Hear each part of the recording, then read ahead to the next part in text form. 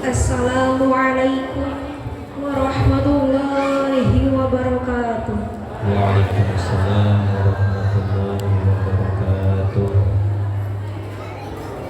Sejarah singkat gugurnya para syuhada Desa Karangsembung di Desa Pemali. Desa Karangsembung yang mayoritas muslim merupakan desa yang aktif dalam berjihad melawan penjajah. Hal ini karena didasari iman dan hubbul waton atau cinta tanah air yang tinggi.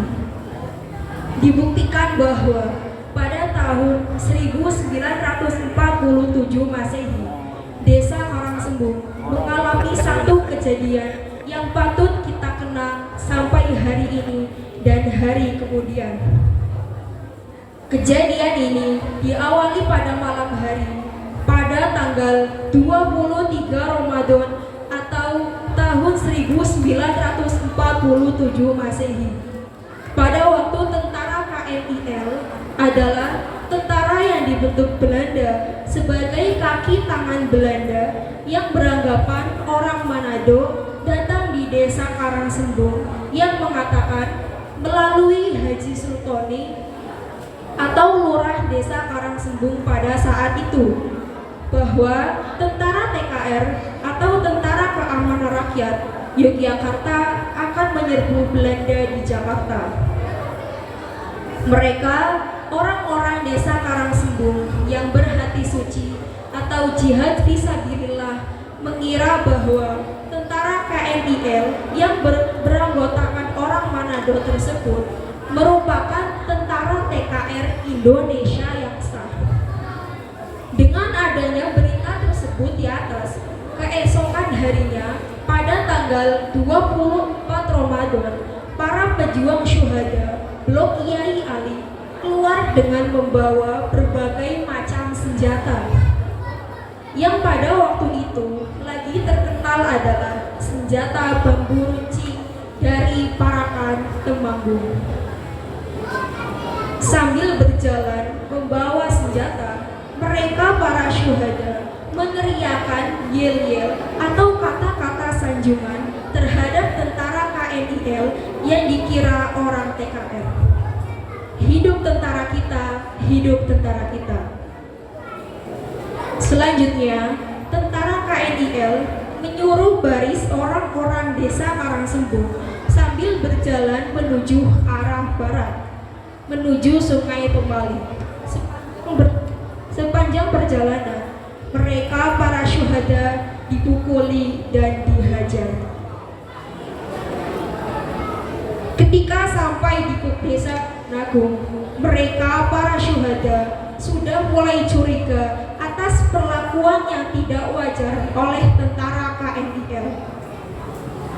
Di Desa Kebonagung juga, mereka para syuhada disuruh menyingkirkan kayu-kayu yang merintari jalan raya. Dalam perjalanan, salah seorang anggota KNIL menjumpai salah seorang dari rombongan para calon syuhada sebagai anggota Masumi. Yang diperjelas lagi, orang tersebut membawa kartu anggota. Selanjutnya, orang tersebut langsung dihajar dan dipaksa untuk mengatakan siapa saja yang termasuk anggota Masumi dengan ancaman kalau tidak mengatakan akan ditembak mati. Dan memang betul, siapa yang pada waktu itu kena tunjuk berarti malapetaka baginya ditembak Belanda. Karena pada waktu itu Masumi adalah satu-satunya partai politik yang dianggap Belanda paling berbahaya. Akhirnya mereka, para syuhada, sesampainya di jembatan Sungai Pemali, mereka disuruh berbaris. Selanjutnya ditembaki secara bersamaan atau diberondong oleh tentara KNIL. Tepatnya pada sholat zuhur tanggal 24 Ramadan atau tahun 1947 Masehi. Pada waktu kejadian itu sedang musim kemarau. sehingga air sungai Pemali yang surut atau asal air sungai Pemali yang surut ketika itu berubah warna menjadi merah oleh darah pejuang para syuhada.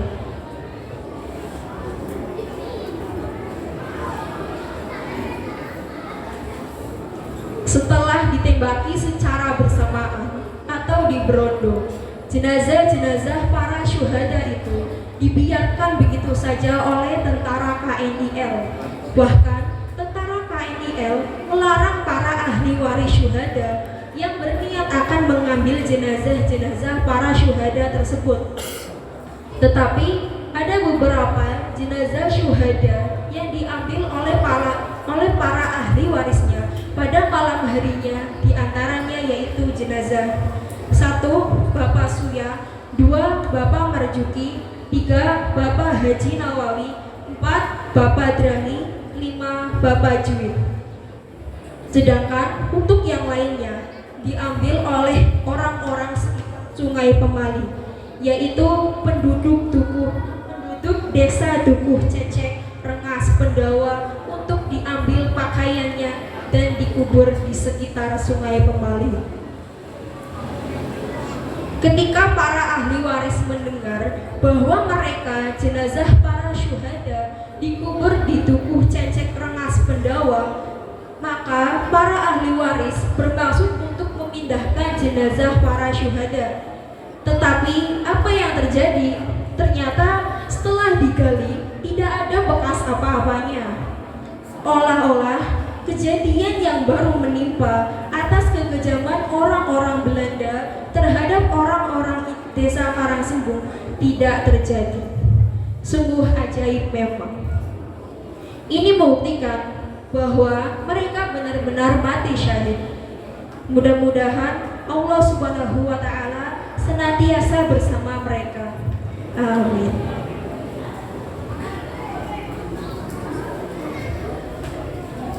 Daftar para syuhada atas kekejaman Belanda yang di luar peri kemanusiaan pada tanggal 23 Ramadan tahun 1947 Masehi. 1. Kiai Jazuli Bahrun, ahli waris Kiai Abdul Razak CS.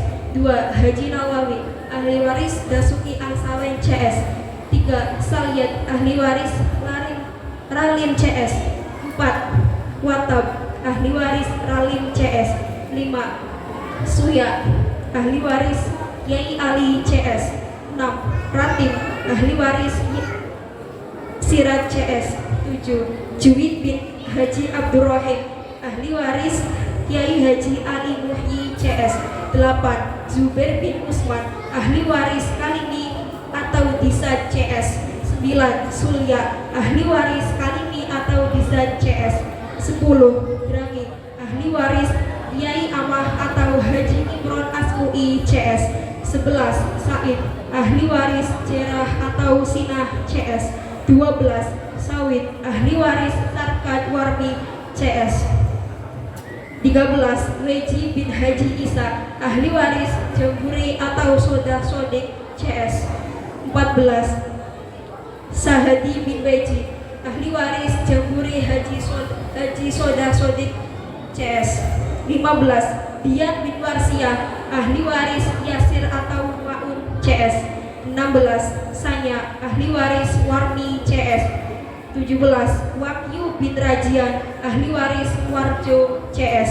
18. Dakman, ahli waris Darman atau Said CS. 19. Sakwit, ahli waris Haji Ardi Sesmoyo CS. 20. Tasrif, ahli waris Sarmiyat CS. 21. Saud bin Haji Hambali, ahli waris Toyib CS. 22. Maid, ahli waris Taslani atau Suduri CS. 23. Jaid, ahli waris Darkim CS. 24. Ardi bin Konta, ahli waris Arya atau Mirah atau Dayung CS. 25. Janji bin Suyud, ahli waris Tamid CS. 26. Husain bin Jeni, ahli waris Sukam CS. 27. Siyad bin Ruslan, ahli waris Rempung Karso Haji Hajah Komariah PNS. Cekap semanten saking kula